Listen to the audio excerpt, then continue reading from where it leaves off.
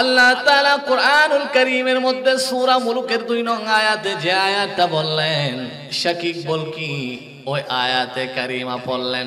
উনি বললেন, আমি দেখলাম দুনিয়ার মধ্যে একজন আরেকজনকে মুহাব্বত করে, একজন আরেকজনকে ভালোবাসে, একজনের সাথে আরেকজনের সম্পর্ক থাকে, কিন্তু আমি দেখলাম যখন ওই বান্দার শরীর থেকে রূহটা আলাদা হয়ে যায়, শরীর থেকে যখন রূহটা বের হয়ে যায়, বান্দার হায়াত যখন শেষ হয়ে যায়, ওই বান্দা যখন মৃত্যুবরণ করে, ওই বান্দা যখন মরহুম হয়ে যায়, মারা যাওয়ার আগে ওই বান্দাকে কেউ জনাব বলতো, কেউ স্যার বলতো, কেউ ডক্টর বলতো, কেউ হাকিম বলতো, কেউ উকিল বলতো, কেউ ম্যাজিস্ট্রেট বলতো, কেউ মাওলানা বলতো।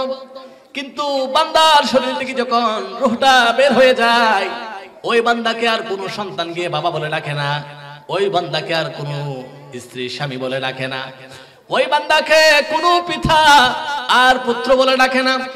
আমি দেখলাম প্রত্যেকটা বস্তু তার থেকে বিচ্ছিন্ন হয়ে যায়। 3টা কাফনের কাফন পরাইয়া ওই মানুষটাকে অন্ধকার কবরস্থানের মধ্যে শুইয়ে দেওয়া হয়। ওই কবরের মধ্যে যখন রাখা হয়, ডানে বামে উপরে নিচে মাটি আর মাটি। আমি দেখলাম অনেক মানুষকে আমি নিজের হাতে কবর দিলাম। ওই কবর দেওয়ার পরে আমি ওই মানুষের কবরস্থানের মধ্যে থাকলাম, আমি কোনো মানুষকে দেখি নাই। আমি স্বামী স্ত্রী ভালোবাসা দেখলাম, স্ত্রী মারা যাওয়ার পরে স্ত্রীর কবরের মধ্যে কোনো স্বামীকে 1 ঘন্টার জন্য যাওয়ার জন্য দেখি নাই।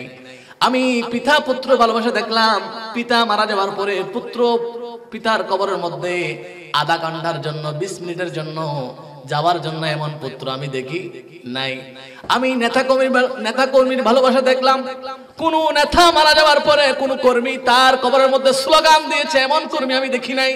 আমি অনেক ভালোবাসা দেখলাম, সব ভালোবাসা দেখলাম দুনিয়ার মধ্যে, কিন্তু একটা ভালোবাসা আছে, লিকুল্লি ফারিদিন মিনহুম, প্রত্যেক ভালোবাসা বিচ্ছিন্ন হয়ে গেলে একটা ভালোবাসা তার থেকে বিচ্ছিন্ন হয় না, সেটা হচ্ছে আমালান সালেহা। আল্লাহ তাআলা বলেন, এ বান্দা, আল্লাযী খালাকাল মাউতা ওয়াল হায়াতা লিয়াবলুয়াকুম আইয়ুকুম আহসানু আমালা। বান্দারে, তোকে বানানোর আগে, তোর হায়াতটা বানানোর আগে আমি আল্লাহ তোর মৃত্যুটা বানিয়ে রাখলাম। এই জন্য আগে দাদা আসছে, তারপর বাবা আসছে, তারপর নাতি আসছে, কিন্তু দুনিয়ার মধ্যে একটা আসার শিডিউল আছে, আগে বাবা, তারপর সন্তান, তারপর নাতি।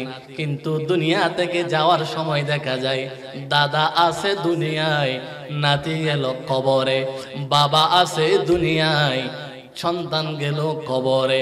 এমনও দেখা যায় আগে স্বামী আসলো, স্বামীর বয়স বেশি, কিন্তু স্বামী দুনিয়ার মধ্যে আছে, স্ত্রী কবরে চলে গেল।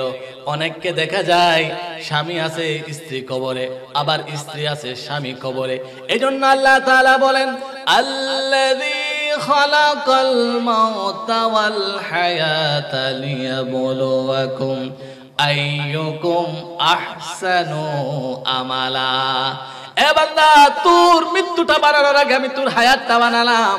আর শাকিক বলকি বলেন, এই আয়াতের তাফসীর আমার বাবারা বলে, আমি দেখলাম সব কিছু ভুলে যায়, একটা জিনিস ভুলে না, সেটা হচ্ছে আমলে সালেহা। আমলে সালেহা তার কবরে যায়। এজন্য আমি আমার কবরে যেটা যায় সেটাকে আজকে আমি বন্ধু বানিয়ে নিলাম, আর যেটা আমার কবরে যাবে না সেটাকে আজকে থেকে আমি তালাক দিয়ে দিলাম। এখন আমার বাবারা, আমলে সালেহা মানে কি? আমলে সালেহা মানে ঈমান, আমলে সালেহা মানে নামাজ, আমলে সালেহা মানে যাকাত, আমলে সালেহা মানে সওম, আমলে সালেহা মানে মা বাবার খেদমত, আমলে সালেহা মানে মানুষের সাথে সুন্দর আচরণ, আমলে সালেহা মানে কোরআনুল কারীম তেলাওয়াত, আমলে সালেহা মানে দুরূদ শরীফ, আমলে সালেহা মানে মা বাবার খেদমত, আমলে সালেহা মানে সমাজ সেবা, আমলে সালেহা হচ্ছে মসজিদের খেদমত। আমলে সালেহা এমন কাজ, যেই কাজ করলে আমার আল্লাহ খুশি হবেন, আমার আল্লাহর রাসূল খুশি হবেন। আর আমলে সালিহা হচ্ছে ওই কাজ, যেই কাজ করলে আল্লাহ নারাজ হবেন, আমার রাসূল নারাজ হবেন। আল্লাহ সুবহানাহু ওয়া তাআলা আমাদের জীবনে বেশি বেশি আমলে সালিহা করার জন্য তৌফিক দান করুক, আমিন। আল্লাহুম্মা সাল্লি আলা মাওলানা محمد وعلى آل سيدنا مولانا محمد আমার বাবারা ভাইয়েরা, তাহলে আমরা এই মাহফিল থেকে একটা বিষয় জানলাম, এমন কিছু বিষয় আছে বান্দার সাথে কবরেও যাবে, হাসরেও যাবে, মিজান জান্নাত হয়ে আমার রাসূলের সুপারিশের নিচে, চাদরের নিচে থাকবে। সুবহানাল্লাহ। কিয়ামতের ময়দান যখন কায়েম হবে, আজকে এই মাহফিলে বসার কারণে আপনার লাভটা কি হলো, বেনিফিটটা কি হলো আমার বাবারা ভাইয়েরা? জান্নাতীরা জান্নাতে যাবে, জাহান্নামীরা জাহান্নামে যাবে। যখন আমাদেরকে গুনাহ করার কারণে, মিথ্যা বলা করার কারণে, হারাম খাওয়ার কারণে যখন জাহান্নামে নিয়ে যাওয়া হবে, তখন ফেরেশতারা রাসূলুল্লাহকে গিয়ে বলবেন, ইয়া রাসূলুল্লাহ, ইয়া হাবিবাল্লাহ, আপনার উম্মতকে জাহান্নামে নিয়ে যাওয়া হচ্ছে। আর ওই সময় রাসূলুল্লাহ আসবেন, ফেরেশতাদেরকে জিজ্ঞাসা করবেন, আমার উম্মতদেরকে কেন জাহান্নামে নিয়ে যাচ্ছ? ফেরেশতারা বলবে, ইয়া রাসূলুল্লাহ, ইয়া হাবিবাল্লাহ, এই বান্দার বেশি গুনাহের পরিমাণ, সওয়াবের পরিমাণ কম, এজন্য আমরা জাহান্নামে নিয়ে যাচ্ছি। আল্লাহর নবী, দু জাহানের বাদশা নবী একটা সাদা কাগজ বের করে পাল্লার মধ্যে, মিজানের মধ্যে রাখবেন। ফেরেশতাদেরকে বলবেন, আউজিন, ও ফেরেশতারা, তোমরা আবার এই বান্দার আমলনামাগুলো আবার ওজন করো। এবার দেখা যাবে সওয়াবের পরিমাণ বেশি হলো আর গুনাহের পরিমাণ কম হয়ে গেল। ওই বান্দাকে জান্নাতে নিয়ে যাবে। এবার আমরা দাঁড়িয়ে বলবো, ইয়া রাসূলুল্লাহ, ইয়া হাবিবাল্লাহ, আমাদেরকে প্রথম আযাবের ফেরেশতারা জাহান্নামে নিয়ে যাচ্ছিল, আপনি আবার এসে কি কাগজ দিলেন, পাল্লার মধ্যে কি কাগজ দিলেন, আমাদেরকে কেন জান্নাতে নিয়ে যাওয়া হচ্ছে? আল্লাহর নবী বলবেন, উম্মত, রাতের অন্ধকারে অন্যান্য মানুষ যখন ঘুমাচ্ছিল, তোমরা মিলাদুন নবী এবং ফাতিহা ইয়াজদাহ মাহফিল উপলক্ষে সিলেট কোম্পানি বাড়ি পূর্ব বাকলি এলাকার মধ্যে বসে, গাউসিয়া কমিটির ব্যানারে মাহফিলে বসে আল্লাহর জিকির করেছো, আমি নবীর উপর দুরূদ শরীফ পড়েছো। সেই দুরূদ শরীফ গুলো ফেরেশতারা আমার কাছে পৌঁছিয়েছে, আমি সেগুলো একটা সাদা কাগজের মধ্যে লিপিবদ্ধ করে রেখে দিলাম। উম্মত রে, আজকে যখন তোমার জমিদারি আসলো না, তোমার কিছুই আসলো না, ওই কঠিন মুসিবতের সময় আমি নবী তোমার এই দুরূদের সওয়াবগুলা মিজানের পাল্লাই দিলাম, এগুলো বাড়ি হয়ে গেল। আর এগুলোর কারণে আমার আল্লাহ তোমাকে জান্নাত দিয়ে দিল। তাহলে আমার বাবারা ভাইয়েরা, আমরা কোরআনুল কারীমের একটা আয়াত, একটা হাদিস শরীফের মাধ্যমে জানলাম, এই জীবনে বেঁচে থাকতে হলে, কবরের মধ্যে শান্তিতে থাকতে হলে, জান্নাতে যেতে হলে আমলে সালিহার কোনো বিকল্প নাই। একবার তিনজন ব্যক্তি, রাসূলুল্লাহ বললেন, একবার তিনজন ব্যক্তি সফর করছিলেন। সফর করার সময় পাহাড়ে দিয়ে তারা যাচ্ছিলেন। পাহাড়ে যাওয়ার সময় প্রচন্ড বাতাস, প্রচন্ড ঝড়। তারা একটা পাহাড়ের কিনারায় আশ্রয় নিল।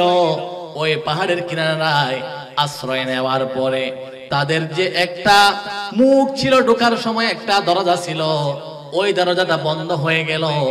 দরজার মধ্যে বিশাল আকারের একটা পাথর, ওইটা আর এখান থেকে নাড়া যাচ্ছে না। তারা মেনে নিল নিশ্চিত মৃত্যু। কিন্তু একজন আল্লাহ দরবারে হাত দিল, আল্লাহ, আমরা পাহাড়ের মধ্যে আটকে গেলাম, আমরা এখন মারা যাব, আমাদের আর কোনো বাঁচার পথ নাই। আল্লাহ রে, তুমি তো কোরআনের মধ্যে বলেছো, লা তাকনাতু মির রাহমাতিল্লাহ, তোমার রহমত থেকে নিরাশ না হওয়ার জন্য। তুমি তো কোরআনের মধ্যে বলেছো, উদুনি আস্তাজিব লাকুম, মুসিবতের মধ্যে পড়লে তোমাকে ডাকার জন্য। আল্লাহ রে, তোমার দরবারে হাত তুলে দিলাম, উসিলা হিসাবে একটা বিষয় বেকে উপস্থাপন করলাম। আল্লাহ রে, আমার মা ছিল, আমার বাবা ছিল, আমি প্রত্যেকদিন আপন আপন কাজ করে এসে আমার মা বাবাকে মুখে না দিয়ে আমি কিছু খেতাম না। এমন কি একদিন আমার বাবা আমার মা আমি বাসায় ফিরতে ফিরতে ঘুমিয়ে গেল। ঘুমিয়ে যাওয়ার কারণে ওই রাত আমি সারা রাত আমার মায়ের শিয়রে দাঁড়িয়েছিলাম, আমার বাবার শিয়রে দাঁড়িয়েছিলাম। আমার অনেক ক্ষুধা পেয়েছে, আমি দুপুরে কিছু খেলাম না, রাতেও কিছু খেলাম না। আমার মা বাবার মুখের মধ্যে খাবার তুলে না দেওয়ার কারণে আমি নিজেও মুখের মধ্যে কোনো খাবার নিলাম না। আল্লাহ রে, আমার মা বাবা যখন ফজরের নামাজ পড়ার জন্য উঠলো, আমি প্রথম আমার মায়ের মুখে বাবার মুখে খাবার তুলে দিলাম। আল্লাহ, আজকে এই মুসিবতের মধ্যে পড়লাম যেখানে কি দুনিয়ার কেহ নাই। আল্লাহ রে, ওই আমলটা যদি, ওই আমলে সালিহাটা যদি আপনার ভালো লেগে থাকে, তাহলে ওই আমলে সালিহার উসিলায় আল্লাহ রে এই পাহাড় থেকে, পাথর থেকে, ঘূর্ণিঝড় থেকে বাঁচিয়ে আমাদেরকে তুমি হায়াত দিয়ে দাও। আমার বাবারা ভাইয়েরা মা বাবার উসিলায় দোয়া করলে ওই দোয়া কবুল হওয়ার গ্যারান্টি দিয়েছেন তিনি কে? আল্লাহ। আল্লাহ আল্লাহ ইয়া রহমানু ইয়া আল্লাহ ইয়া রাহিমু ইয়া আল্লাহ ইয়া সুবহানু ইয়া আল্লাহ ইয়া গফরানু ইয়া আল্লাহ। আল্লাহ আল্লাহ লা ইলাহা ইল্লাহু লা ইলাহা ইল্লাল্লাহু মুহাম্মাদুর রাসূলুল্লাহ। এবার আসুন, শাকিব বলকি বলেন, হুজুর আমি আপনার কাছে থেকে দুইটো জিনিস পেলাম। দ্বিতীয় নাম্বার হচ্ছে, আমি দেখলাম মানুষ একজন আরেকজনকে ভয় পায়। কিছুদিন আগে দেখলাম একজন ঘুষ খাচ্ছে, সিসি ক্যামেরা চলছে, এজন্য উনি টেবিলের উপর দিয়ে ঘুষগুলো নিচ্ছেন না, টেবিলের নিচ দিয়ে নিচ্ছেন। তো টেবিলের উপর দিয়ে সিসি ক্যামেরা দেখলে আর টেবিলের নিচ দিয়ে না নিলে সিসি ক্যামেরা যদিও বা না দেখে, কিন্তু একজন দেখেন, তিনি কে? আল্লাহ। অনেকে অন্যায় করার সময় বড়জনকে অথবা পুলিশ, র্যাব, আর্মি এরকম আইন শৃঙ্খলা বাহিনীকে ভয় পায়। ওদের সামনে অন্যায় কাজ করেন না, কিন্তু ওদের পিছনে অন্যায় কাজ করেন। উনি বলেন, আমি দেখলাম একজন আরেকজনকে ভয় পায়। এই যে ভয়টা শুধু কিছু মানুষকে, কখনো অস্ত্রকে, কখনো ক্ষমতাকে ভয় পায়, কিন্তু আমি দেখলাম একজনকে ভয় করলে পুরো সৃষ্টি জগৎ তার কদমের মধ্যে লুটে পড়ে। সেটা হচ্ছে কি? ওলিমান খাফা মাকাম রাব্বিহি জান্নাতান। মানুষ একজনকে ভয় পেয়ে সিগারেট খায় না, আর আল্লাহকে ভয় পেয়ে ফজরের নামাজ পড়ে না। আরে বাবা, আপনি যে ফজরের নামাজ ছেড়ে দিচ্ছেন, আপনি কি জানেন এই ফজরের নামাজ না পড়ার শাস্তি কি? আপনি কি তাহাজ্জুদ ছেড়ে দিচ্ছেন, আপনি কি জানেন এই তাহাজ্জুদের কত ফজিলত? আপনি কি জানেন যখন তাহাজ্জুদের নামাজে দাঁড়াবেন, আল্লাহু আকবার বলবেন, তখন আপনি নিয়ত করবেন, আপনি যখন আলহামদুলিল্লাহি রাব্বিল আলামিন বলবেন, তখন আমার আল্লাহ ডাক দিবে, মান হামিদানি আবদি, এ আমার ফেরেশতারা, কোন বান্দা আমার প্রশংসা করেছে। এই রাত 3টা 4টার সময়, এত গভীর, এখন তো ঘুমের সময়, সমস্ত বান্দারা ঘুমাচ্ছে, কিন্তু আমাকে কে ডাক দিয়েছে? আল্লাহ বলবেন, আল্লাহ রে, ওই যে সিলেট কোম্পানি বাড়ি এলাকায় একজন মানুষ তোমার বান্দা রয়েছে, সবাই ঘুমালেও ওই মানুষটা ওরে তাহাজ্জুদের নামাজ পড়ছে। তখন আপনি যখন বলবেন আলহামদুলিল্লাহি রাব্বিল আলামিন, আপনি যখন আর রহমান রহিম বলবেন, আল্লাহ বলেছেন, এ আমার ফেরেশতারা, যেই বান্দা আমাকে রহমান বলল, রহমান মানে ক্ষমাশীল, রহমান মানে দয়াবান, আর রহিম মানে অতি দয়াবান, যে বান্দা আমাকে নামাজে দাঁড়িয়ে রহমান আর রহিম বলল, তোমরা সাক্ষী থাকো, আমি ওই বান্দার জীবনের গুনাহ মাফ করে দিলাম। আমি যখন তাহাজ্জুদের নামাজে দাঁড়িয়ে বলবো মালিক ইয়াউমিদ্দিন, আল্লাহ রে কিয়ামত দিবসের মালিক, যখন আমরা নামাজে দাঁড়িয়ে বলবো, আল্লাহ তাআলা বলবেন, ও ফেরেশতারা, যে বান্দাটা নামাজে দাঁড়িয়ে, তাহাজ্জুদের নামাজে দাঁড়িয়ে মালিক ইয়াউমিদ্দিন বলে ডাক দিল, ফেরেশতারা রে ফাশহাদু, তোমরা সাক্ষী থাকো, যখন কিয়ামতের ময়দান কায়েম হবে, মানুষ 12 সূর্য তাপের মধ্যে নিজের গায়ের ঘামের উপর সাঁতার কাটবে, ইয়া নফসি ইয়া নফসি ইয়া নফসি ইয়া নফসি বলবে, ওই কঠিন মুসিবতের সময় যে বান্দা তাহাজ্জুদের নামাজে দাঁড়িয়ে মালিক ইয়াউমিদ্দিন বলল, ওই বান্দাকে আমি কিয়ামতের ময়দানে আযাব থেকে রক্ষা করে আমার জান্নাত দিয়ে দিব। আপনি যখন বলবেন ইয়াকা না'বুদু ওয়া ইয়াকা নাস্তাঈন, আপনি যখন বলবেন আল্লাহ একমাত্র তোমার ইবাদত করি, একমাত্র তোমার সাহায্য প্রার্থনা করি, আমরা এখন বিপদের মধ্যে পড়লে, অভাবের মধ্যে পড়লে মানুষের কাছে গিয়ে হাত পাতি। আব্দুল্লাহ বিন আব্বাস রাদিয়াল্লাহু তাআলা আনহু বর্ণনা করছেন, আল্লাহর নবী বলেন ইযা সাআলতা ফাসআলিল্লাহ, এ আল্লাহর বান্দা তোমাদের যখন কিছু প্রয়োজন হবে মানুষের কাছে হাত পাতার আগে একবার আল্লাহর কাছে হাত পাতো।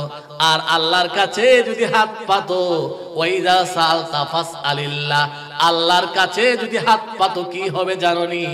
মানুষের কাছে হাত পারলে তোমাকে দিতে পারে, না দিতে পারে, কিন্তু বান্দারে তাহাজ্জুদের নামাজে দাঁড়িয়ে কোরআনুল কারীম তেলাওয়াত করে যদি আল্লাহর হাতে হাত পাতো, এতে আল্লাহ তাআলা তোমাকে নিরাশ করবেন, এতে তোমাকে নিরাশ করবেন এই কথা কখনো হতে পারে না। তুমি চাওয়া মাত্র আমার আল্লাহ তোমাকে দিয়ে দিবে। তাহলে কি করতে হবে? ভয়টা আল্লাহকে পেতে হবে।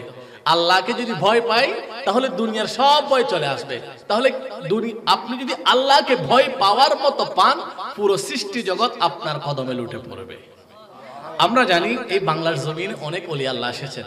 কাতালগঞ্জে একজন ওলি আল্লাহ আছে, হযরতে কাতাল পীর। কাতাল পীর, কাতালগঞ্জে একটি মাজার আছে। ওই পীর সাহেবের নাম কি, ওলি আল্লাহর নাম কি? কাতাল পীর। উনি আরব থেকে এসেছেন। কিসে করে? জাহাজ, প্লেন, বিমান করে নয়, কাতাল মাছের ফিটে করে। আনোয়ারা বটতলিতে একজন আল্লাহর ওলি আছে, হযরতে মুহসিন আউলিয়া। উনি আসছেন কিসে করে? ফাতর করে। কিরে বাবা, মাছ, কাতাল মাছ আমরা ধরে ধরে খাই, আর ফাতর দিয়ে আমরা বিল্ডিং বাঁধি। আমরা ফাতর যদি পুকুরে দিই, নদীতে দিই, সেই ফাতর ডুবে যায়। কিরে মুহসিন আউলিয়া বাবা জান কিবলা, আপনি কেমনে ফাতর দিলে ভাসে? বলে আমি আল্লাহকে ভয়, তোমরা তো মানুষকে ভয় পাও আর আমি আল্লাহকে ভয় পাই। তো আল্লাহকে ভয় পাওয়ার কারণে আল্লাহ বলেন ওয়ালিমান খাফা মাকামা রাব্বিহি জান্নাতান, যারা আল্লাহকে ভয় পায়, ও আম্মা মান খাফা মাকামা রাব্বিহি ওয়া নাহান নাফসা আনিল হাওয়া, যারা আল্লাহকে ভয় পায় তাদের কদমের মধ্যে আমার আল্লাহ সৃষ্টি জগৎকে লুটিয়ে দেন। আমার বাবারা ভাইয়েরা, তাহলে আমরা যদি আল্লাহকে ভয় পাওয়ার মতো পাই, আল্লাহ তাআলা বলেন ওয়া আম্মা মান খাফা মাকামা রাব্বিহি ওয়া নাহান নাফসা আনিল হাওয়া, যারা আল্লাহকে ভয় পাওয়ার মতো পায় সৃষ্টি জগৎ তাদের কদমে লুটে পড়ে। শাকিক বল কি বলেন, আজকে থেকে আমি দুনিয়ার কোন মানুষকে 18,000 মাখলুকাতকে আপনার কদমে লুটিয়ে দিবেন, তিনি কে? হযরতে সাফিনা রাদিয়াল্লাহু তাআলা আনহু সফর করছিলেন। সফর করার সময় উনি পথ হারিয়ে ফেললেন। ওনার সামনে বাঘ চলে আসছে, জঙ্গল থেকে বাঘ চলে আসছে, ওনাকে এখন ভক্ষণ করবে। নেজ নেড়ে নেড়ে বাঘ আসছে। উনি বলছেন আজকে তো আমি এই বাঘের হাত থেকে রক্ষা পাবো না, আমার কি হবে? আমার জানটা চলে যাবে, আমাকে বাঘে খেয়ে ফেলবে। এই কথা বলে বলে উনি হাঁটছিলেন। উনি বলেন আমি যদি এখন আল্লাহকে ডাক দিই, আমার রিজিক দেন আল্লাহ, আর বাঘের রিজিক দেন আল্লাহ, আমার দোয়া আল্লাহ কবুল করতে পারে, নাও করতে পারে। যদি বাঘের দোয়া কবুল হয়ে যায়, বাঘ যদি আল্লাহর কাছে দোয়া করে, আল্লাহ রে অনেকদিন পরে একটা রিজিক দিলা, এই রিজিকটা হাতছাড়া করিও না। বাঘের দোয়া যদি কবুল হয়ে যায়, আমি সফিনা জানে বাঁচবো না। আর যদি আমার দোয়া কবুল হয়, আমি বাঁচবো, বাঘ বাঁচবে না। এমন করতে করতে হযরত সাফিনা বলেন আল্লাহ, আমি একমাত্র তোমাকে ভয় পাই, ইয়াকা না'বুদু ওয়া ইয়াকা নাস্তাঈন, ও আল্লাহ তোমার কাছে সাহায্য চাই, তোমাকে ভয় পাই। এই কথা বলে সাফিনা বললেন আনা মাওলা রাসূলুল্লাহ, এই বাঘ তুমি আসছো আমাকে খাওয়ার জন্য, আমার পরিচয় জেনে নাও। আমি ওই বান্দা, যেই বান্দা প্রতিদিন তাহাজ্জুদের নামাজ পড়ি, আমি ওই বান্দা যেই বান্দা আমার রাসূলুল্লাহর গোলামি করি।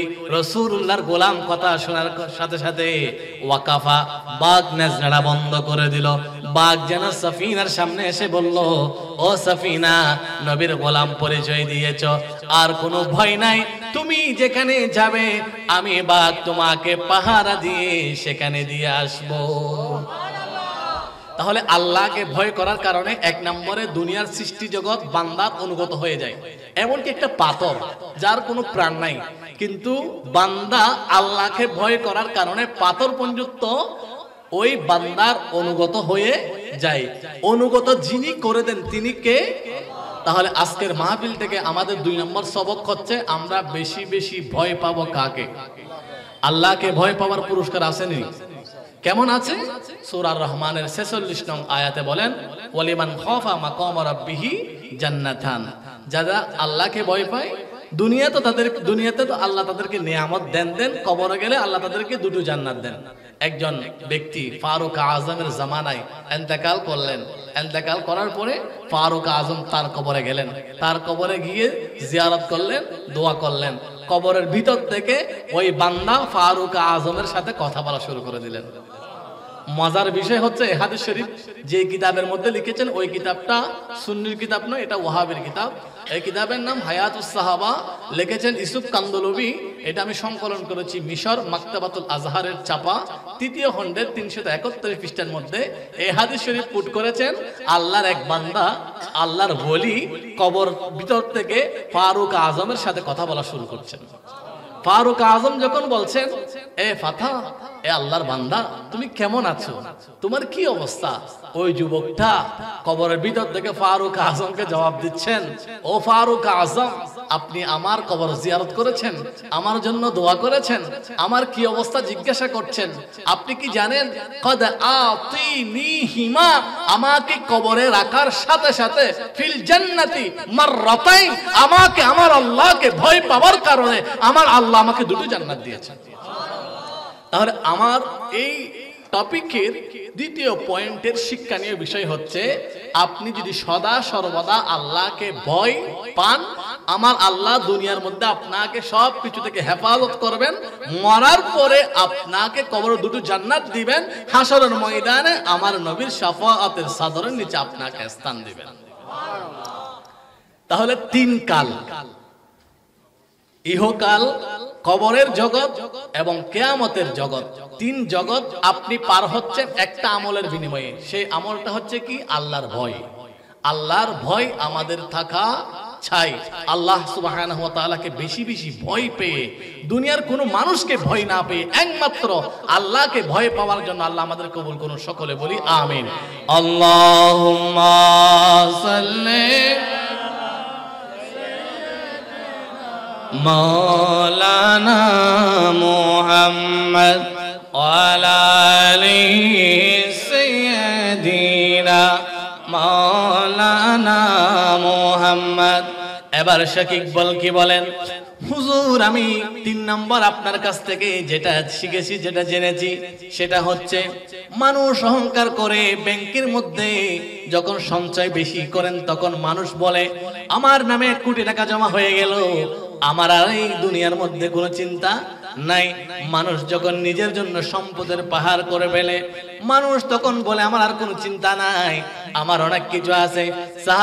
সাহাবায়ে কেরাম রাসূলুল্লাহর দরবারে গিয়ে বললেন, ইয়া রাসূলুল্লাহ, মান হুমুল মুফলিস, বঞ্চিত ব্যক্তি কারা? আল্লাহর নবী কাছে যখন সাহাবায়ে কেরাম প্রশ্ন করলেন, আল্লাহর নবী উত্তর দিচ্ছেন, ও সাহাবায়ে কেরাম, দুনিয়ার মধ্যে বঞ্চিত ব্যক্তি কারা জানোনি?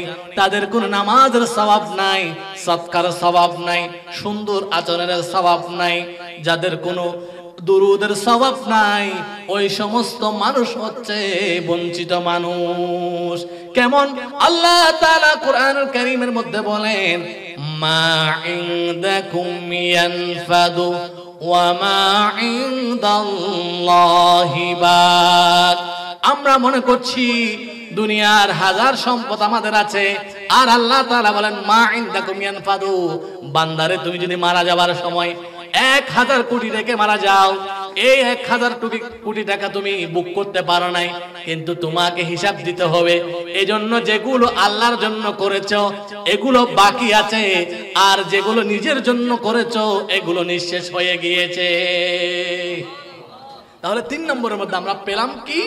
দুনিয়ার জন্য আমরা যেভাবে সঞ্চয় করি, আমরা যেভাবে টাকা পয়সা বিল্ডিং করি, তেমনি ভাবে আমরা পরকালের জন্যও কি করব? সঞ্চয় করব। পরকালের জন্য সঞ্চয়ের মধ্যে অন্যতম সঞ্চয় হচ্ছে আজকের এই ঈদে মিলাদুন নবী সাল্লাল্লাহু আলাইহি ওয়াসাল্লামের মাহফিল। এটা করেছেন কারা? গাউসিয়া কমিটি, বাংলাদেশ সিলেট কোম্পানির বাড়ি ইউনিট শাখা। তাহলে এই সমস্ত ভালো কাজ যেগুলো করলে আমাদের ইহকালীন এবং পরকালীন জগতে আমাদের মুক্তি মিলবে, আমাদের লাভ হবে, আমাদের উপকার হবে, এই সমস্ত কাজ আমাদের বেশি বেশি করা প্রয়োজন কিনা? আল্লাহ সুবহানাহু ওয়া তাআলা এই সমস্ত কাজ আমাদেরকে আরো বেশি বেশি করার জন্য তৌফিক দান করুন, সকলে বলি আমিন। তাহলে 4 নাম্বার, আমরা সম্মান খুঁজি। সম্মান কোথায় খুঁজি? অনেক সময় দেখা যায় এই ছোট ছেলেরা সালাম না দিলে তাপ্পর দিয়ে দেয়, এই বড় ভাইকে সালাম কেন দেশ নাই? আমরা জোর করে সম্মান খুঁজি। সম্মান জোর করে পাওয়া যায় না। সম্মান কোথায় পাওয়া যায়? আল্লাহ বলেন, ইন্না আকরামাকুম ইনদাল্লাহি আতকাকুম। তুমি মুত্তাকি হয়ে যাও। মুত্তাকি হয়ে গেলে দুনিয়ার যত সম্মান আছে সবগুলো তোমার কদমে লুটে পড়বে। আজকে থেকে হযরত কেবলা গাউসুল আজম বাবা ভান্ডারী ইন্তেকাল করেছেন 110 বছর। 110 বছর আগে ফটিকছড়ির প্রধানমন্ত্রী কে ছিল আমরা তাকে চিনি না, কিন্তু 110 বছর আগে আল্লাহর ওলি কে ছিলেন আমরা তাকে চিনি। 700 বছর আগে হযরত বাবা শাহজালাল ইন্তেকাল করেছেন। 700 বছর আগে সিলেটের প্রধানমন্ত্রী কে ছিল আমরা তাকে চিনি না, কিন্তু বাবা শাহজালালকে চিনি। হযরত খাজা গরিবে নওয়াজ মুঈনুল মিল্লাত ওয়াদ দ্বীন খাজা মুঈনুদ্দিন সঞ্জারি আজমিরি রাদিয়াল্লাহু তাআলা আনহুকে চিনি। তখনকার সময়ে প্রধানমন্ত্রী কে ছিল তাকে চিনি না। কেমনে হলো? আল্লাহ বলেন, ইন্না আকরামাকুম ইনদাল্লাহি আতকাকুম। যারা আল্লাহকে ভয় পায়, যারা মুত্তাকি, যারা পরহেজগার, আমার আল্লাহ তাদেরকে স্মরণীয় বরণীয় করে দেন। সুবহানাল্লাহ। 3টা পয়েন্ট বলেছি। আমরা সম্মান খুঁজবো কার কাছে? আল্লাহর কাছে। সম্মানীয় কিভাবে হব? নামাজি হয়ে, রোজাদার হয়ে, সুন্দর আচরণ করে। দেখুন, অনেকে বলেন হুজুর আবার সদকা করে সম্মান পেতে হয়। না রে বাবা, আপনি যদি সুন্দরভাবে কথা বলেন আমার আল্লাহ আপনাকে সদকার সওয়াব দেন। আর আপনি যদি মানুষকে সালাম দেন, আল্লাহ তাআলা আপনাকে একটা জিহ্বা দিয়েছে। এই জিহ্বা দিয়ে চাইলে আপনি মানুষের চোখের পানি ঝরাতে পারেন, মানুষের মুখে হাসি ফোটাতে পারেন। আমরা প্রতিদিন আল্লাহর কাছে দোয়া করি, আল্লাহ রে আমাদেরকে জান্নাত দিন, আমার বাবাকে জান্নাত দিন, মাকে জান্নাত দিন। আর নবী বলেন জান্নাত প্রতিদিন দোয়া করেন, আল্লাহ ইন্নাল জান্নাতা তাশতাকুন লিখামসাতি নাফারিন। জান্নাত প্রতিদিন আল্লাহর কাছে দোয়া করে, আল্লাহ রে ওই সমস্ত মানুষকে আমি জান্নাতের মধ্যে পাঠান। কোন মানুষ? 1 নাম্বার হচ্ছে হাফিজুল লিসান, যারা জিহ্বাকে হেফাজত করে। জিহ্বা হেফাজত মানে চুপ করে বসে থাকে না। জিহ্বার হেফাজত হচ্ছে মানুষকে কষ্ট দিয়ে কথা না বলে, কষ্ট দিয়ে মানুষের চোখে পানি না ঝরায়, কষ্ট দিয়ে মানুষ এমন কথা না বলে যাতে মানুষের কষ্ট হয়, মানুষের চোখের পানি ঝরে, মানুষের অন্তরের মধ্যে আঘাত লাগে। যারা জিহ্বাকে হেফাজত করে তাদের জন্য জান্নাতের গ্যারান্টি দিয়েছেন তিনি কে? 2 নম্বর ওয়াহাফিজুল লিসান, জিহ্বার ওয়াতালিউল কোরআন, যারা কোরআনুল কারীম তেলাওয়াত করে। আপনি সকাল সন্ধ্যা কোরআনুল কারীম তেলাওয়াত করুন, আর আল্লাহর নবী বলেন আপনার জন্য জান্নাত অপেক্ষা করছে। ওমতুলিউল জিআন, আমাদের সমাজের মধ্যে এক শ্রেণীর মানুষ আছে, এক বেলা খায়, আরেক বেলা কি খাবে জানে না। যেই সমস্ত মানুষ এক বেলা খেয়ে আরেক বেলা কি খাবে জানে না, ওই সমস্ত অন্নহীন মানুষের মুখে যদি আপনি অন্ন তুলে দেন, খাবার তুলে দেন, আল্লাহর নবী বলেন ওই মানুষের জন্য জান্নাত অপেক্ষা করছে। অমুকসিল উরিয়ান, আমাদের সমাজের মধ্যে কিছু মানুষ আছে যাদের একটা পরনের কাপড় থাকে আর একটা কি পরবে জানে না। এক কাপড়ে 1 মাস চলে যায়, এক কাপড়ে 3 মাস চলে যায়, আর একটা কাপড় থাকে না। নবী বলেন ওই মানুষকে, যেই মানুষটা একটা কাপড় দান করবে, ওই মানুষের জন্য জান্নাত প্রতিদিন আল্লাহর কাছে দোয়া করে।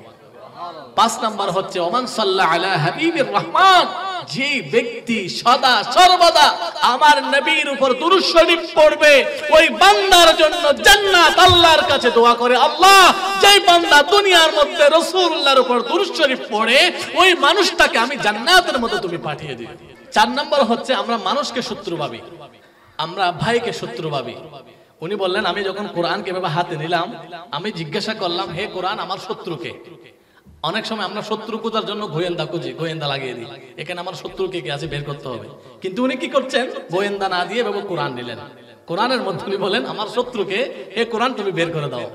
তখন কোরআন বলে দিচ্ছেন ইন্নাশ শাইতানা আদুব্বুন ফাত্তাখিজুহু আদুব্বা, আল্লাহর এই দুনিয়ার মধ্যে তোমার একজন শত্রু, তুমি তাকে শত্রু ভাবো আর কাউকে শত্রু ভাবিও না। সে কে? আল্লাহর কোরআন বলে দিচ্ছে ইন্নাশ শাইতানা আদুব্বুন, শয়তান হচ্ছে প্রকাশ্য শত্রু, ফাত্তাখিজুহু, তুমি গ্রহণ করো, তুমি মনে করো, আদুব্বা, শয়তানকে শত্রু হিসাবে, শয়তান ছাড়া আর কাউকে শত্রু ভাবিও না। তাহলে শয়তানকে শত্রু ঘোষণা করেছেন তিনি কে? তাহলে আমাদের শত্রুর নাম কি? শয়তান। আমাদের শত্রুর নাম কি? তো এই শত্রু কি করে? আপনি যখন তাহাজ্জুদের নামাজ পড়তে যাবেন, আপনি যখন নামাজের জন্য উজু করবেন, শয়তান আপনাকে বলবে এ বান্দা উজু করিস না, অনেক ঠান্ডা পানি, তোর ঠান্ডা লাগবে, তুই অসুখ হবে, তুই মারা যাবি। একবার গৌসে পাকের স্বপ্নদোষ হলো, উনি গোসল করতে পুকুরের পাড়ে গেলেন, শয়তান এসে বলেন এ গৌসে পাক আব্দুল কাদের ছিলেনি, আজকে পুকুরের পানি অনেক ঠান্ডা, এখানে নামিও না, এখানে নামলে তুমি এখানে মারা যাবা। গৌসে পাক বলে অন্যান্য দিন আমি পবিত্রতা অর্জন করার জন্য 3টা ডুব দিতাম, শয়তান তুমি আজকে আমাকে বলার কারণে আমি 3টার জায়গায় গুনে গুনে 71টা ডুব দিব। গৌসে পাক বলেন আমি তুমি আমাকে নিষেধ করার কারণে আমি আজকে ডুব দিলাম কতটা? 71টা। এটা আল্লাহ তাআলা কোরআনুল কারীমের মধ্যে বলেন ইন্নাল্লাযীনা তাকাউ ইযা মাসসাহুম তাইফুম মিনাশ শাইতানি তাযাক্কারু ফাইযা হুম মুবসিরুন, আল্লাহর কিছু বান্দা আছে, তাদেরকে যখন শয়তান এভাবে স্পর্শ করার জন্য আসে, তখন তারা বলে আমাকে একজন দেখতে পাচ্ছেন, তিনি কে? আল্লাহ। এবার আসুন, তাহলে আমরা শত্রুকে পেলাম, শকিক বলকে বলেন তাহলে আজকে থেকে আমি শত্রু হিসাবে নিলাম কাকে? শয়তানকে। 5 নম্বরের মধ্যে আমরা শত্রু তুমি করে একজন কোটিপতি হলে আর একজন হতে না পারলে ওই ব্যক্তিটা কি করে তার সাথে শত্রু আমি শুরু করে দেয়। এমন দেখা যায় একজন গরুর খামারে আরেকজন কি করে দিয়েছে? আগুন ধরিয়ে দিয়েছে। একজনের গরুর খামার আরেকজন দিয়েছে আগুন। রাঙ্গুনিয়াতে পেঁপে বাগানের মধ্যে আরেকজন রাতে রাতে কি করেছে? গাছটা কেটে দিয়েছে, গাছের সাথে শত্রু। এরকম শত্রু তুমি করে সম্পদ আরেকজনের সম্পদের ক্ষতি করছে। অনেকে আরেকজনের ঘাড়ির উপর রাতে আগুন ধরিয়ে দেয়। এই যে শত্রু আমি করছে কার সাথে? সম্পদের সাথে। আল্লাহ তাআলা বলেন নাহনু কাসামনা বাইনাহুম, আরে বান্দা তোমরা যে একজন আরেকজনের সাথে শত্রুমি করছো, আরেকজনের খামারের আগুন দিয়ে দিচ্ছ, আরেকজনের তুমি প্রতিবন্ধকতা সৃষ্টি করছো, তুমি কি জানো এই সম্পদ কে দেন? আমাদেরকে সম্পদ কে দেন? আমাদেরকে যিনি সম্পদ দেন তিনি কে? আল্লাহ বলেন নাহনু কাসামনা বাইনাহুম, আমি আল্লাহ সম্পদ দিই আর তুমি করছো শত্রুমি। তো তুমি তার সাথে শত্রুমি করছো। দুইজনের পাশাপাশি দোকান, একজনের দোকানে বেচা কিনে বেশি হয়, আরেকজনের দোকানে কম হয়। যার দোকানে কম হয় সে কি করছে? বলে আমার দোকানে হয় না কেন, তার দোকানে আমি বেচা কিনে হতে দিব না, শত্রুমি সৃষ্টি শুরু করে দেয়। আল্লাহ বলেন না রে বান্দা, এরকম শত্রুমি করিস না, কারণ ওই শত্রুমির মধ্যে কোনো লাভ নাই, ক্ষতি আছে। কারণ নাহনু কাসামনা বাইনাহুম, কাউকে বেশি কাউকে কম করে সম্পদ বন্টন করি, দান করি আমি আল্লাহ। সুতরাং তুমি তার খামারের মধ্যে আগুন ধরিয়ে দিচ্ছ মানে, তার বাগানের মধ্যে গাছ কেটে ফেলছো মানে, তার ঘরের দেওয়াল ভেঙে দিচ্ছ মানে, তার ঘাড়ির মধ্যে আগুন ধরিয়ে দিচ্ছ মানে, তুমি কার সাথে শত্রুমি করছো? তুমি তো স্বয়ং আমি আল্লাহর কুদরতের উপর হস্তক্ষেপ করছো। আর আমি আল্লাহর কুদরতের উপর হস্তক্ষেপ করা মানে আমি আল্লাহর সাথে যুদ্ধ করা। তুমি বান্দার সাথে যুদ্ধ করে জয় পরাজয় হতে পারো, কিন্তু আমি আল্লাহর সাথে যুদ্ধ করে তুমি কখনো বিজয় লাভ করতে পারবে না রে, না। এই জন্য তুমি কখনো কোনো বান্দার সাথে শত্রুমি করবে না। আর যদি বান্দার সাথে শত্রুমি করো কি হবে? আল্লাহর নবী বলেন ইন্নাল হাসাদা ইয়াকুলুল হাসানাত, বান্দার মধ্যে যদি এক তিল পরিমাণ হিংসা থাকে, অহংকার থাকে, ওই হিংসা থাকার কারণে এক ফোঁটা আগুন যেভাবে বিশাল বিল্ডিংকে আগুনের মধ্যে জালে পড়ে সরকার করে দিতে পারে, নবী মুহাম্মদ রাসূলুল্লাহ সাল্লাল্লাহু আলাইহি ওয়াসাল্লাম বলেন বান্দার অন্তরে এক জাররা পরিমাণ যদি হিংসা থাকে, এক জাররা পরিমাণ যদি হিংসা থাকে অপর ভাইয়ের প্রতি, ওই এক ফোঁটা হিংসার কারণে বান্দার 100 রাকাত নামাজ, বান্দার হজের সওয়াব, বান্দার কোরআনুল কারীম তেলাওয়াতের সওয়াব, ওই হিংসার কারণে আমার আল্লাহ জালে পড়ে সরকার করে দিবেন। এজন্য আমরা কোনো মানুষকে হিংসা করব না, এই নির্দেশ দিয়েছেন তিনি কে? 8 নাম্বার হচ্ছে আমরা কখনো নিজের রাজনৈতিক ক্ষমতার উপর নির্ভর করে অপরজনকে যেমন ইচ্ছা তেমন করি। আবার অনেকে বংশের উপর আমরা নির্ভর করে, আমার বংশ বড় এই জন্য ছোট বংশের উপর আমরা নির্যাতন করি। আবার অনেকে অর্থের অহংকার করে গরিব মানুষকে তুচ্ছ তাচ্ছিল্য করে। এইরকম মানুষ এক একটা বিষয়ের উপর কখনো বংশে দিয়ে, কখনো অর্থ দিয়ে, কখনো ক্ষমতা দিয়ে কি করে নির্যাতন করে। আল্লাহ তাআলা বলেন ওমাই ইয়াতাওয়াক্কাল আলাল্লাহ ফাহুয়া হাসবুক, বান্দারে তোমার আজকে অর্থ আছে, এই অর্থগুলো তোমার একদিন থাকবে না। তুমি কি দেখো না ফেরওয়ান কোথায়? ফেরওয়ানের যার কথায় সবকিছু উঠত বসত, যার হাজার হাজার কোটি কোটি সম্পদ ছিল, তুমি কি দেখো না নমরুদ কোথায়? নমরুদ যার সম্পদ ছিল। তুমি কি দেখো না সাদ্দাত কোথায়? যার সম্পদের পরিমাণ এতই ছিল, সম্পদ দিয়ে দুনিয়ার মধ্যে জান্নাত বানিয়েছিল। তুমি কি দেখো না কারণ কোথায়? যার সম্পদের চাবিগুলো উত্তোলন করার জন্য 70টা উটের প্রয়োজন হতো। এতগুলো সম্পদশালী আজকে কোথায়? এ বান্দা, এই জন্য তুমি সম্পদের অহংকার করিও না। আল্লাহ কি করব? সম্পদের অহংকার করিও না, বংশের অহংকার করিও না, ক্ষমতার অহংকার করিও না। আল্লাহ কি করব? আল্লাহ বলেন ওমাই ইয়াতাওয়াক্কাল আলাল্লাহ, বান্দারে আমি আল্লাহর উপর নির্ভর কর। সম্পদের উপর নির্ভর করিস না, ক্ষমতার উপর নির্ভর করিস না, অর্থের উপর নির্ভর করিস না, বংশের উপর নির্ভর করিস না। আমি আল্লাহর উপর নির্ভর কর। আমি আল্লাহর উপর নির্ভর করে ফাহুয়া হাসবুক, আমি আল্লাহ তোর জন্য বন্ধু হিসাবে হয়ে যাব। আল্লাহ কিভাবে হবেন? আল্লাহ বলেন এরে বান্দা, তুমি কি দেখো না এই আয়াতের তাফসীরে রাসূলুল্লাহ বলেন হে আমার উম্মতরা, তোমরা কি দেখো না হাজার হাজার প্রাণী আছে, হাতি আছে, নীল তিমি আছে, কত বড় বড় প্রাণী। আমরা একদিনে খাই 1000 গ্রাম, একদিনে খাই 2000 গ্রাম, কিন্তু একটি হাতি বনের মধ্যে কত পরিমাণ খায়? 3 টন খায়, 3 টন। একটি নীলতিমি কত পরিমাণ খায়? 54 টন। 54 টন খাবার খায় একটি নীলতিমি একদিনে। তাহলে আমরা 1 কেজি 2 কেজি খাওয়ার জন্য ব্যবসা করতে হয়, চাকরি করতে হয়, কত কিছু করতে হয়।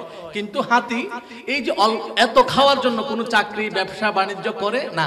আল্লাহর নবী বলেন লাউ আন্নাকুম কুনতুম তাওয়াক্কালুনা আলাল্লাহি, বান্দারে কোন প্রাণী যেভাবে ঘর থেকে খালি পেটে বের হয়, বের হওয়ার সময় তারা একটা সেজদা দেয়, আল্লাহ রে তোর কাছে সেজদা দিয়ে বের হচ্ছি, তুই আমাদের রিজিকের মালিক, আমাদের রিজিকের ব্যবস্থা করে দে। এইরকম কথা বলে যখন প্রাণী বের হয়, তখন আল্লাহ তাআলা বলেন লা রুজিকুতুম কাত্তাইরি, বান্দারে তোর জন্য রিজিকের ব্যবস্থা আমি আল্লাহ করে দিই। তাহলে আমরা যেগুলো অস্থায়ী সম্পদ, ক্ষমতা, অর্থ, বিত্ত, এগুলো সবগুলো অস্থায়ী। অস্থায়ী বস্তুর উপর আমরা কখনো নির্ভরশীল হব না। আমরা নির্ভরশীল হব কিসের উপর? আল্লাহর উপর। কারণ আল্লাহ ছিল, আল্লাহ আছে, আল্লাহ থাকবেন। এই যে আমি এতক্ষণ যাবত প্রায় 40 মিনিট যাবত যে কথাগুলো বলেছি, এগুলোর মূল কথা আমি বলে দিচ্ছি, এরপর আর একটা পয়েন্টে যাব। আমি এতক্ষণ যাবত যে কথাগুলো বললাম, এগুলো এক নাম্বার বলেছি আমি আমল সালিহা। আপনার মধ্যে যত আমল সালিহা থাকবে তত আপনি হবেন বড় লোক। কেমন? আপনার মধ্যে বাংলা টাকা আছে, বাংলা টাকা দিয়ে যদি আপনি আমেরিকার দোকানে যান, আপনি কিছু পাবেন না। আপনি যদি আমেরিকা ডলার নিয়ে যদি সৌদি আরব যান, দোকানে বলেন এটা আপনাকে এক্সচেঞ্জ করতে হবে, মানি এক্সচেঞ্জ করতে হবে, মানি এক্সচেঞ্জ করা ছাড়া আপনি এখানে অচল। তেমনি ভাবে দুনিয়ার মধ্যে আপনার হাজার সম্পদ আছে, কিন্তু আপনি সেগুলো নিয়ে যদি কবরে যান, এখানে কবরের বিনিময় না। কবরের বিনিময় কি? কবরের বিনিময় হচ্ছে আমলে সালিহা। এজন্য আমি কোরআনুল কারীমের আয়াত বলেছি, আল্লাহ তাআলা বলেন আল্লাযী খালাকাল মাউতা ওয়াল হায়াতা লিয়াবলুয়াকুম আইয়ুকুম আহসানু আমালা। যে বান্দা যত বেশি আমলে সালিহা করবে, ওই বান্দাকে তত বেশি মুত্তাকি হিসাবে আমার আল্লাহ কবুল করবেন। 2 নম্বরের মধ্যে আমরা দুনিয়ার মানুষকে ভয় পাই, পুলিশ আর্মিকে ভয় পাই, সিসি ক্যামেরাকে ভয় পাই। সিসি ক্যামেরার সামনে আমরা সুদ ঘুষ এগুলো নেই না আমরা, কারণ মানুষ আমাদেরকে লজ্জিত করবে এই জন্য। কিন্তু আল্লাহ বলেন ওয়া আম্মা মান খাফা মাকাম রাব্বিহি ওয়া নাহান নাফসা আনিল হাওয়া, বান্দারে দুনিয়ার কত কিছুকে ভয় পেয়েছিস, সব ভয় ছেড়ে দে, একমাত্র আল্লাহকে ভয় করে নামাজে দাঁড়িয়ে যা, আল্লাহকে ভয় করে তাহাজ্জুদ কর, আল্লাহকে ভয় করে কোরআনুল কারীম তেলাওয়াত কর। ওমাই ইয়াতাওয়াক্কাল আলাল্লাহ, যদি এটা করিস, ওয়া আম্মা মান খাফা মাকাম রাব্বিহি ওয়া নাহান নাফসা আনিল হাওয়া, আল্লাহ বলেন বান্দারে আল্লাহকে ভয় করার কারণে তোকে উচ্চ পজিশনে আমার আল্লাহ আসীন করবেন। তিন নম্বরের মধ্যে আমরা মানুষকে শত্রু ভাবি, কিন্তু কোরআন বলে না, মানুষের শত্রু মানুষ হতে পারে না, মানুষের শত্রু হচ্ছে একজন, সে হচ্ছে শয়তান। আল্লাহ তাআলা বলেন ইন্নাশ শাইতানা আদুউন, মানুষের শত্রু হচ্ছে কে? শয়তান। ফাত্তাখিযুহু আদুওয়া, এজন্য তোমরা শুধু শয়তানকে শত্রু মনে করো, আর কাউকে শত্রু মনে করিও না, কারণ মানুষকে শত্রু মনে করলে তোমার লস হবে। এজন্য তুমি মানুষকে ভালোবাসা দিয়ে তুমি মানুষের মন হৃদয় বিজয় করো। অনেক সময় সালাম দিয়ে ভালোবাসা দিয়ে মানুষের মন পাওয়া যায়। আমরা রাসূলুল্লাহ যদি সিরাত দেখি, আল্লাহর নবী মসজিদে যেতেন, যাওয়ার সময় একজন বুড়ি রাস্তার মধ্যে কাঁটা দিতেন, কাঁটা দিতেন। আল্লাহর নবী যাওয়ার সময় যখন ওই কাঁটা ফুটতেন, বুড়ি আনন্দ উল্লাস করতেন, বলছেন রাসূলুল্লাহ কষ্ট পাচ্ছেন, উনি খুশি উদযাপন করতেন। একদিন কষ্ট দিতেন বুড়ি, রাসূলুল্লাহ ওই কষ্ট পেয়ে মসজিদে যেতেন, কাঁটাটা পায়ের মধ্যে রাসূলুল্লাহ পড়তেন, কষ্ট পেতেন, আবার আসতেন, আবার দিতেন। এভাবে একদিন দেখছেন রাসূলুল্লাহ পথের মধ্যে কাঁটা নাই। পথের মধ্যে যখন কাঁটা দেখলেন না, রাসূলুল্লাহ বললেন বুড়ির কিছু না কিছু হলো, আজকে তো বুড়ি কাঁটা দেয় নাই। উনি বুড়ির বাড়ি কোথায় সেই খোঁজ নিয়ে বুড়ির বাড়িতে চলে গেলেন। বুড়ির বাড়িতে গিয়ে বলেন মা আপনি অসুস্থ? বুড়ি মা চোখের পানি ছেড়ে দিল, বলে যেই নবীকে আমি সকাল সন্ধ্যায় কষ্ট দিতাম, সেই নবী আজকে আমাকে সেবা করায়, আমাকে সুস্থ করে দেওয়ার জন্য আমার বাসায় চলে আসলেন। ওই বুড়ি ছিল ইহুদি। ওই বুড়ি বললেন বাবা আপনি আমাকে কালিমায়ে তাইয়্যিবা লা ইলাহা ইল্লাল্লাহ মুহাম্মাদুর রাসূলুল্লাহ পড়িয়ে দিন। আমার বাবারা ভাইয়েরা, এইভাবে আরেকজন বুড়িমা রাসূলুল্লাহ যেদিন মক্কা বিজয় হলো, রাসূলুল্লাহ যখন মক্কা শরীফের মধ্যে প্রবেশ করলেন, দেখলেন একজন বুড়িমা মাথার মধ্যে বোঝা নিয়ে, বস্তা নিয়ে এক পাশে দাঁড়িয়ে কান্না করছেন। আল্লাহর নবী, দু জাহানের বাদশা নবী বুড়িমার কাছে গিয়ে বলেন ও মা আপনার কি হলো? ওই বুড়িমা বলেন বাবা আমার মাথায় বিশাল বোঝা, এই বোঝা নিয়ে আমি কোথায় যাব? আল্লাহর নবী বলেন মা আপনি কোথায় যাবেন? বলে আমি শুনলাম আজকে নাকি এই মক্কাতুল মুকাররমার মধ্যে মুহাম্মদ সাল্লাল্লাহু আলাইহি ওয়াসাল্লাম তার দরবার নিয়ে আসবেন, আমাদেরকে আঘাত করবেন। এই সংবাদ পাওয়ার পরে আমি আমার সবকিছু নিয়ে আমি এখান থেকে পালিয়ে যাচ্ছি। নবী মুহাম্মদ রাসূলুল্লাহ বলেন মা আপনি কোথায় যাবেন? কোথায় গেলে আপনি নিরাপদে থাকবেন? ওই বুড়ি মা বলেন বাবা ওই পাহাড়ের উপরে আমার আত্মীয়র বাসা রয়েছে, ওখানে আমি গেলে নিরাপদ থাকবো। রাসূলুল্লাহ বুড়িমার বোঝা মাথায় লইয়া রাসূলুল্লাহ হাঁটি হাঁটি পা পা করে যাচ্ছিলেন, পাহাড়ের মধ্যে তুলে দিলেন। এবার বুড়িমাকে বললেন ও মা আপনি এখন নিরাপদ নেই? বুড়িমা বলেন আমি নিরাপদ। বলে মা আমি যাই। বুড়িমা বলেন আরে বাবা আপনি যেতে পারবেন না, আপনি না হলে আমাকে মেরে ফেলতো, আপনি আমাকে বাঁচালেন, আপনি আমাকে রক্ষা করলেন, আপনার কারণে আমি বেঁচে গেলাম, আপনার পরিচয় না দিয়ে আপনি যাবেন না।